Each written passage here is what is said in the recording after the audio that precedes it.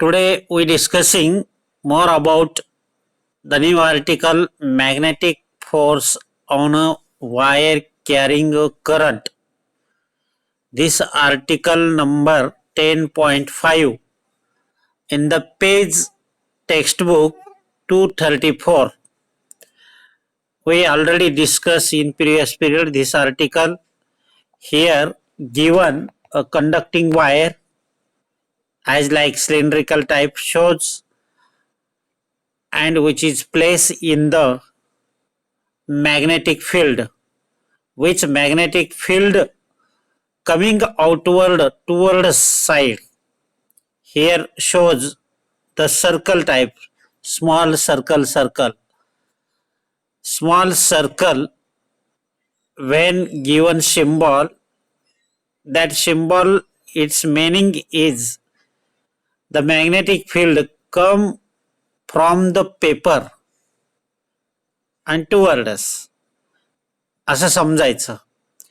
तर इथे तुम्हाला करंट पास होत असलेलं कंडक्टर दिसतोय, right to left current pass होतोय. त्यावेळेस the electron, in this case electron can be move along कोणत्या डायरेक्शनने जातोय. इथे इलेक्ट्रॉन करंटच्या अपोजिट डायरेक्शनने जातो. करंट उजवीकडून डावीकडे जात असेल तर त्या कंडक्टर मधला electron move right left to right with drift velocity in constant magnetic field of induction B, which is perpendicular to the conductor. कंडक्टरला ही परपेंडिक्युलर असलेला मॅग्नेटिक फील्ड आणि आपल्याकडे येत असलेला डायरेक्शन म्हणजे circle. Then here also we know the magnetic force express here shows the magnetic force which is perpendicular to the conductor. कंडक्टरला perpendicular आहे, कंडक्टर स्ट्रेट लाईन आहे, त्याला परपेंडिक्युलर असा अपवर्ड डायरेक्शनने हा मॅग्नेटिक फोर्स अप्लाय होतोय, तयार होतोय. Then next thing here we get charging. Charging is equal to Q. E means Q, ईला क्यू पण म्हणतो आपण. तेच चार्जिंग इथे आपल्याला मिळालेलं आहे क्यू. आणि क्यूचं एक्सप्रेशन आहे काय expression, Q is equal to I T. I means current आणि लागलेला वेळ required time, that is Q is equal to I T. Then next thing let us consider the expression of the velocity in terms of drift velocity.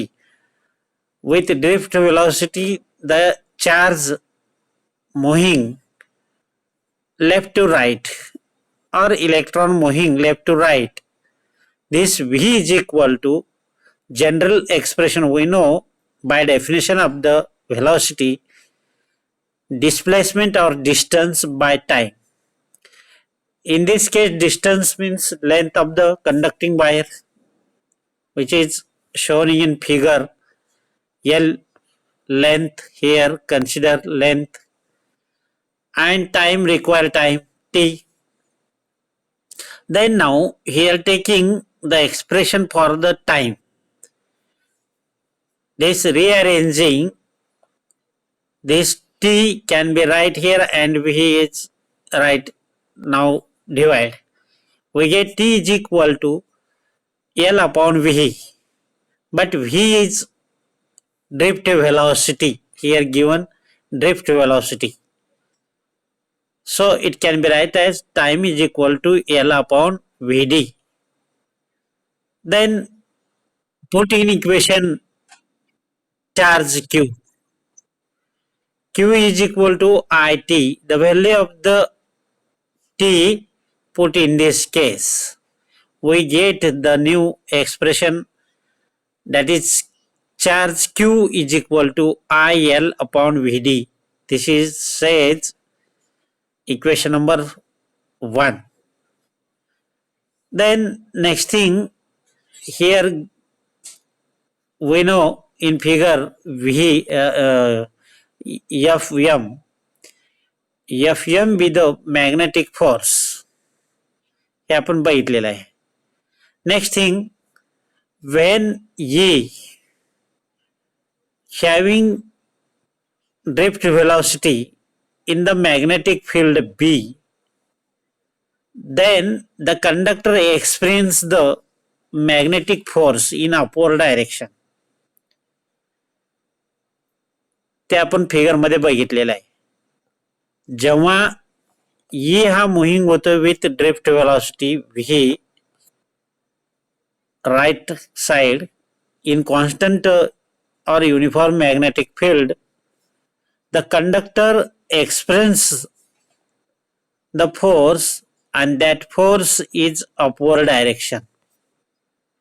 आणि तो upward direction असलेला फोर्सचे expression आपल्याला माहिती आहे, फोर्स इज इक्वल टू काय expression, F vector Fm is equal to Q into in bracket drift velocity cross vector B. मग हे expression put in equation above 1 एक या इक्वेशन मध्ये ठेवूया. मग त्या अगोदर इथे आल्सो वी नो हा क्रॉस मल्टिप्लिकेशन कसं लिहू शकतोय आपण.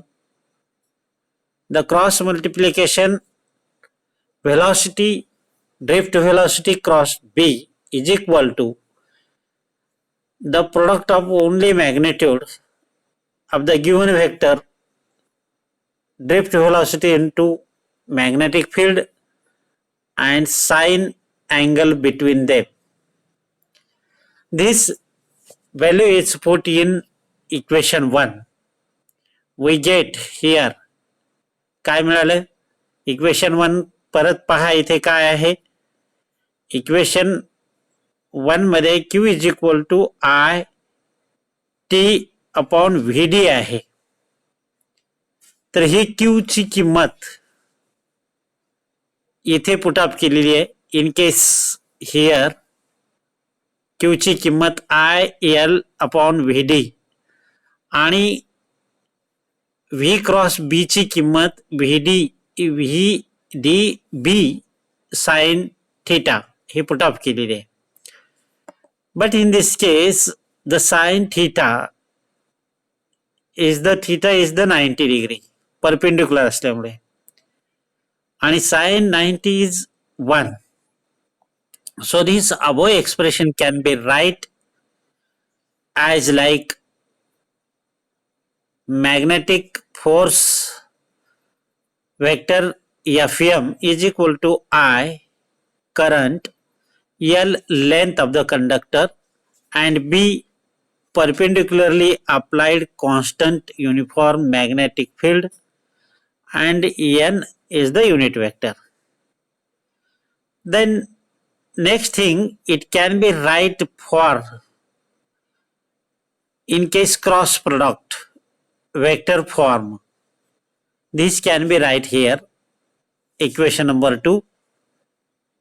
The magnetic force vector Fm is equal to I is scalar in case L cross B असा आपल्याला इथे मिळतो. हा एक्सप्रेशन आपण रिअरेंज करून हा मॅग्नेटिक फोर्स आपण काढलाय which is perpendicular to the conductor.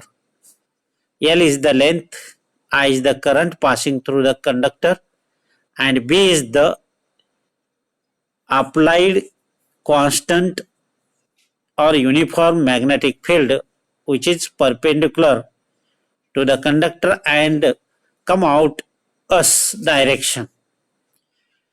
Then next article here continue take sub article number 2 on page 235. Here taking ordinary shape of the wire, that is arbitrarily shape of the wire. Here shown in below figure, any shape of the wire as like वेडेवाकडा असा shape असलेला एक wire घेतलेला आहे, conducting wire. In this wire given काय घेऊन दिलेलं आहे, current pass होतोय, अपवर्ड डायरेक्शनी करंट पास होतोय. and this wire consists of small tiny infinitesimal displacement dl. हे वायर वेडीवाकडी आहे, हे अशी आहे वायर वेडीवाकडी आहे. या वायर मधून करंट पास होतोय आणि ही वायर स्मॉल एलिमेंट डीएल नी बनलेली आहे. and this wire kept held in the uniform constant applied magnetic field of induction B, which is perpendicular to this. Then take here small element of length dl shown in here figure. dl छोटीशी element length घेतलेली आहे, ज्यामधून current I pass होईल. I D L small infinitesimal current length of element असं आपण त्याला म्हणू. आणि हे होत असताना here magnetic force apply downward direction and which is perpendicular to the conductor. जसं आपण वरती इथे इक्वेशन नंबर 2 बघितलेला आहे की हा मॅग्नेटिक फोर्स जसा आपल्याला मिळालेला आहे त्याच पद्धतीचं इथेही आपण मॅग्नेटिक फोर्स तोच घेतलेला आहे. आणि हिअर मॅग्नेटिक फोर्स हा डाउनवर्ड डायरेक्शननी आहे. याचं कारण depending upon the direction of the current, हे करंटचं डायरेक्शनवर अवलंबून आहे. पहिल्या या आर्टिकल मध्ये right to left direction current होतं, आता इथे एनी शेप असल्यामुळं असं आपल्याला त्याच्यावर अवलंबून आहे, डायरेक्शनवर अवलंबून आहे सगळ्या गोष्टी, ते आपल्याला मिळतं. Then next page.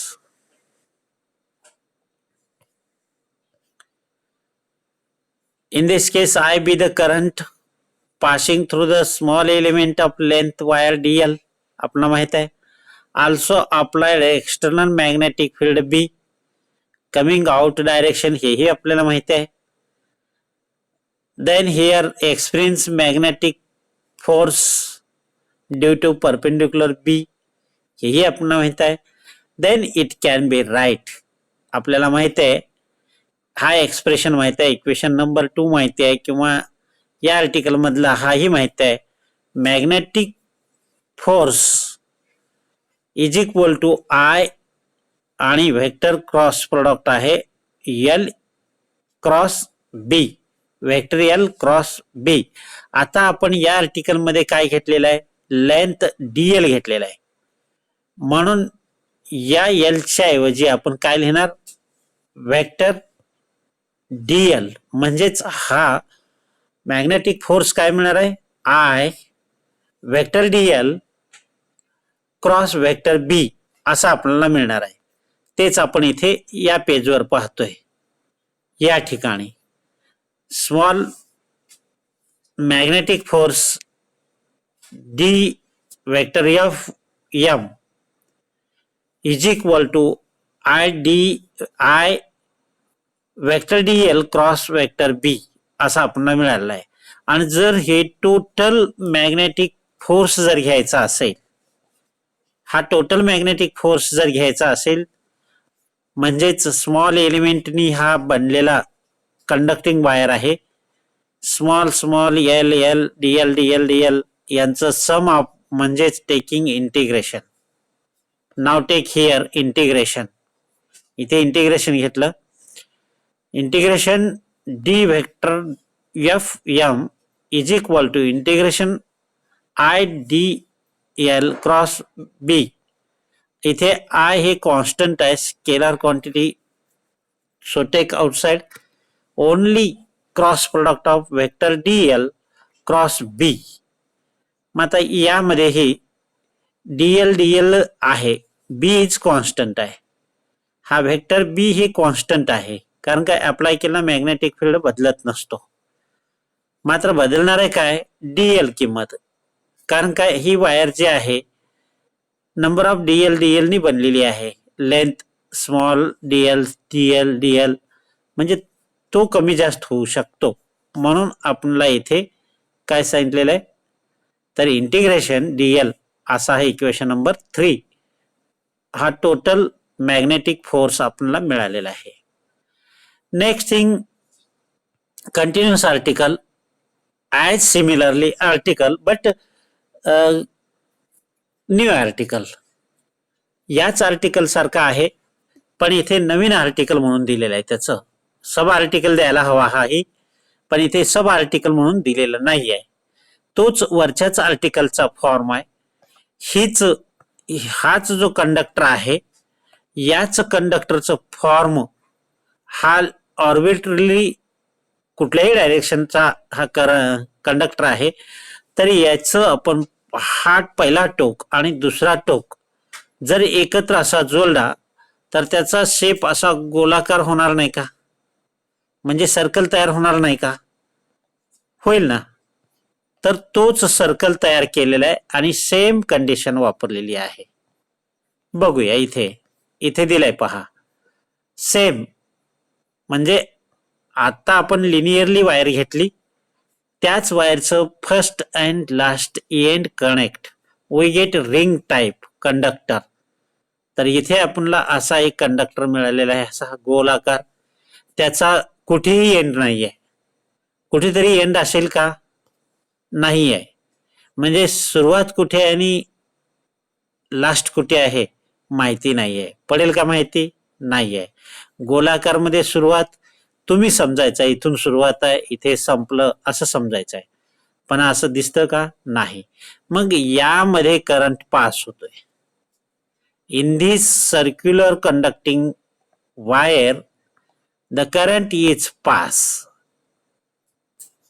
constantly, current is flow in circulate and this circle kept in the uniform magnetic field which magnetic field externally apply outward direction toward same before article. पहिल्या आर्टिकल मध्ये जसं होतं तसंच इथे देखील मॅग्नेटिक फील्ड अप्लाय केलाय, तो symbol आपल्याला हा सर्कलने दाखवतात. मग आता number equation 3 above here take same way. इथे तोच इक्वेशन घेतलेला आहे पहा, हाच इक्वेशन 3 घेतलेला आहे. Vector force M is equal to integration I D L cross vector B. त्याचाच इथे इन केस छोट्यामध्ये घेतलेला आहे. हा स्मॉल डी एल घेतलेला आहे इथे या फिगर मध्ये आणि त्याचा फोर्स डाऊनवर्ड डायरेक्शनने डी एफ एम घेतलेला आहे. त्या डी एफ एम हा एक झाला तर आपण टोटल रिंगचं काढायचं आहे, टोटल सर्क्युलर कंडक्टरचं काढायचं आहे.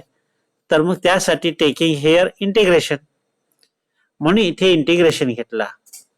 इथे क्लोज्ड इंटिग्रेशन म्हणलंय, सी विथ क्लोज्ड, म्हणजे या ठिकाणी त्याचा एंडिंग नाही आहे म्हणून त्याला क्लोज्ड इंटिग्रेशन म्हणलेलं आहे. तर तो क्लोज्ड इंटिग्रेशन सेम वे पाठीमागे जसं इक्वेशन 3 घेतलेलं आहे त्याच टाईपचा इथे हे आपल्याला मिळालेलं आहे. इक्वेशन हा मिळतोय पहा, काही फरक आहे का इथे, फक्त आता इथे सी घेतलेला आहे. C is the closed circuit आहे, हा क्लोज्ड डायग्राम आहे, त्याचा एंडिंग नाही आहे. म्हणून इथे काय म्हणलंय त्याचा अर्थ काय होईल तर in case integration dl is the sum of vector along a closed circuit. Hence it must be zero. तुम्ही गोल फिरत येऊ शकताय त्याच ठिकाणी, म्हणजे तुमची काय फेरी झाली, तिथे काय डिस्टन्स आहे का, नाहीये, म्हणजे must be zero. So here magnetic force is also zero. म्हणून हे जरी तुम्हाला मॅग्नेटिक फोर्स इथे दिसत असला तरी हा झिरो असणार आहे. But in this case the applied external magnetic field is constant. हा जो दिसणारा एक्सटर्नल मॅग्नेटिक फील्ड आहे तो कॉन्स्टंट असणार आहे. अशा टाईपचं दिस आर्टिकल ऑल्सो हिअर एंड. इथे हा आर्टिकल संपतो.